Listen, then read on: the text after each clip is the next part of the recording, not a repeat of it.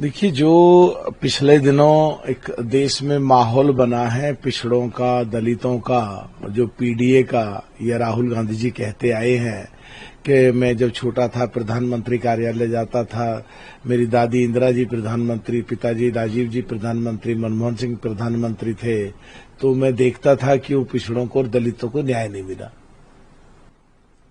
अरे वो तो अब भी न्याय नहीं मिल रहा। कर्नाटक में जाओगे तो जो ये अपने रजन्ना साहब वहां मिनिस्टर थे कैबिनेट, उन्होंने कह दिया वोटों से संबंधित कि ये वोट जब बनी है जो हमारी सरकार थी, तो उनको हटा दिया। आइडेंटिकल केस पूजा पाल का भी है, इनको भी हटा दिया। और पिछड़ों की बात करते हैं, अब उपराष्ट्रपति का चुनाव है, हमारे यहां से पिछड़े को कैंडिडेट बनाया गया है, तो करते सपोर्ट उसे, उसके खिलाफ, पिछड़े के खिलाफ, या पिछड़ा कैंडिडेट लाते। कौन सा कैंडिडेट लाए? सो कॉल्ड इंडिया गठबंधन खुद अपने गिरेबान में झांक ले। पहली बार ऐसा हुआ है जब देश का प्रधानमंत्री पिछड़ा, देश का राष्ट्रपति महामहिम दलित, और हम एनडीए उपराष्ट्रपति का कैंडिडेट भी पिछड़ा लेकर के आए हैं। तो अब ये ढकोसला बंद करें कांग्रेस। पिछड़ों की और दलितों की बात करना साफ दिख रहा है, ये देश सब देख रहा है, ये उत्तर प्रदेश की जनता सब देख रही है। सर, लेकिन जो समाजवादी पार्टी के नेताओं की जिम्मेदारी होगी और अखिलेश यादव की, अगर मुझे और मेरे परिवार को कुछ होता है।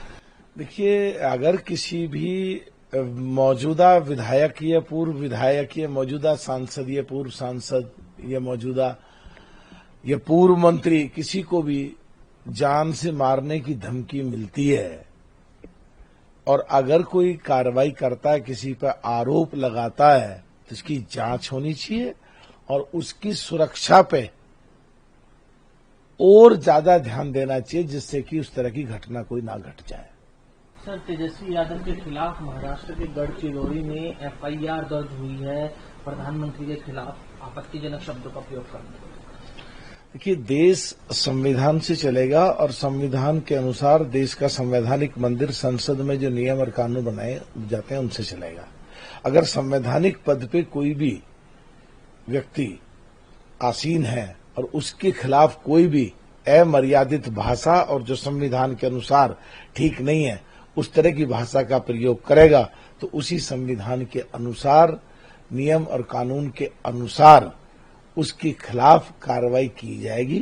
और तेजस्वी यादव जी ने जो अमर्यादित, असंसदीय भाषा और एक इस तरह से अलग हट करके जो बातें कही हैं, तो कानून तो उनके लिए भी एक जैसा ही है और कानून सबके लिए एक जैसा है।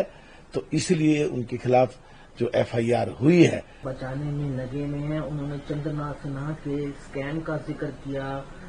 उन्होंने कहा कि जिस तरह से बचा रहे हैं वो सही नहीं है। हम नियम लेके आए कि भ्रष्ट, चाहे वो प्रधानमंत्री हो, चाहे मुख्यमंत्री हो, चाहे मंत्री हो, से बचाया न जाए। लेकिन टीएमसी ने वो बिल फाड़ा सदन में।